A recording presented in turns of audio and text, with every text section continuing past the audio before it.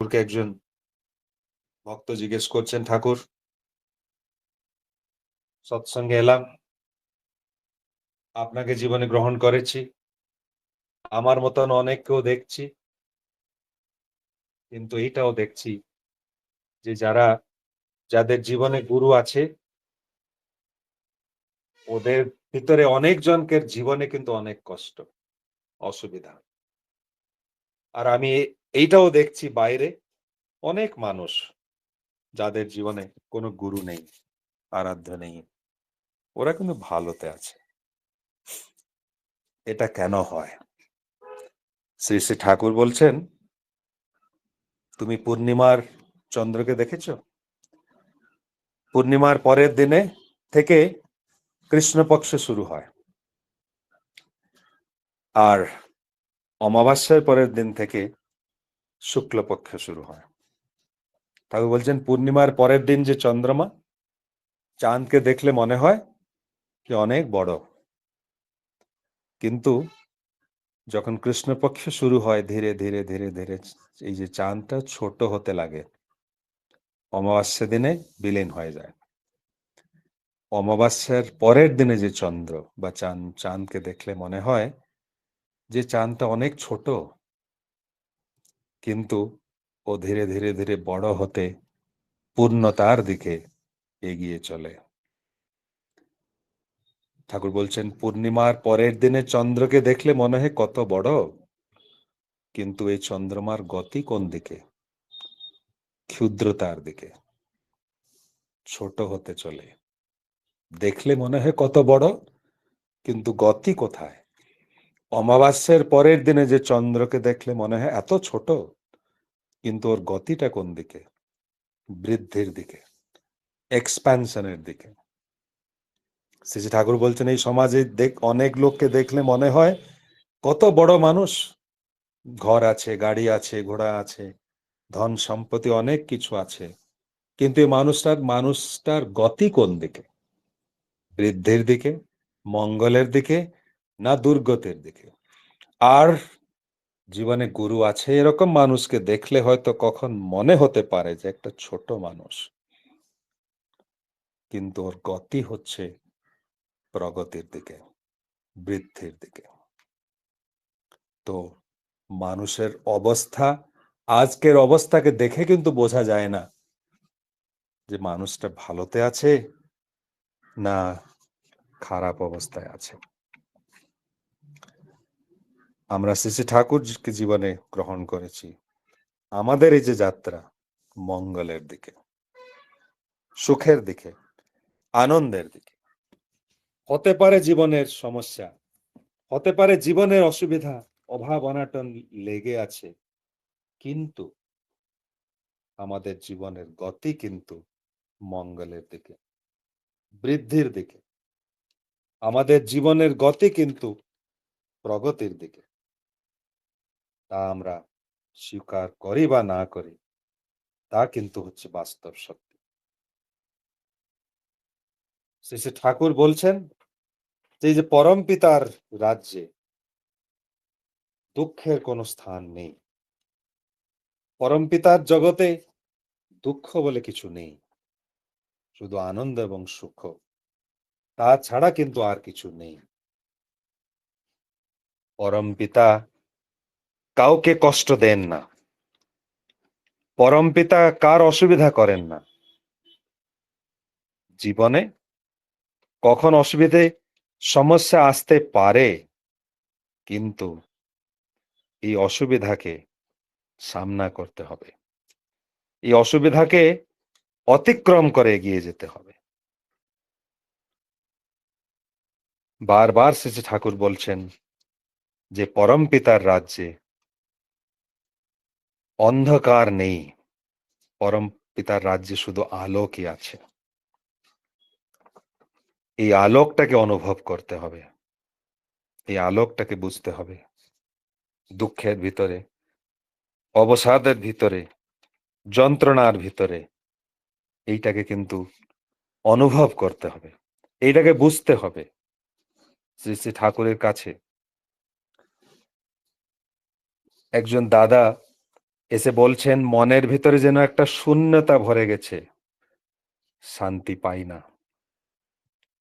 শ্রী শ্রী ঠাকুর বলছেন তার জন্য আমাদের যদি সবকিছু না হয় তাহলে এরকম হয়। যদি আমার জীবনের সবকিছু ঠাকুরের জন্য না হয়, ইষ্টের জন্য না হয়, তাহলে কিন্তু মনের ভিতরেই শূন্যতা ভরে যায়, সব খালি। সব ভরার মধ্যে তাকে ঢুকিয়ে দেওয়া লাগে। বর্তমান অবস্থায় খালি বোধ থাকা ভালো, নইলে মানুষ প্রবৃত্তির দাস হয়ে পড়ে, বিপথে চলে যায়। শূন্যতা বোধ থাকলে প্রকৃত জিনিসটা খুঁজতে বাধ্য হয়, ওইটা তো ভালো লক্ষণ, শুভ লক্ষণ। কুন্তী দেবী বলছেন দুঃখই ভালো যদি তা কৃষ্ণমুখী করে তোলে।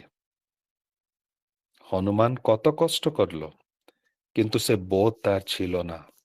রামের মায়ায় নিজের কষ্টের দিকে তার নজরই যেত না।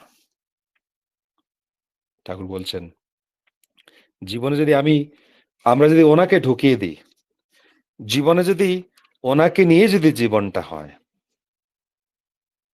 তাহলে চিন্তা করার কি আছে। আর এইরকম জীবনে একটু অর্ধেক অসুবিধা থাকলেই ভালো, মনটা ওনার কাছে থাকে, না থাকলে কিন্তু আমরা ভুলে যাই। অতুল বাসুদা ঠাকুরকে সেদিন জিজ্ঞেস করছেন, হতাশা যখন আসে, ফ্রাস্ট্রেশন যখন আসে, যখন আমি কোনো কাজে অকৃতকার্য হয়ে যাই, সফল হয় না, তখন মনটা ভেঙে যায়, এর প্রতিকার কি? শ্রী শ্রী ঠাকুর বলছেন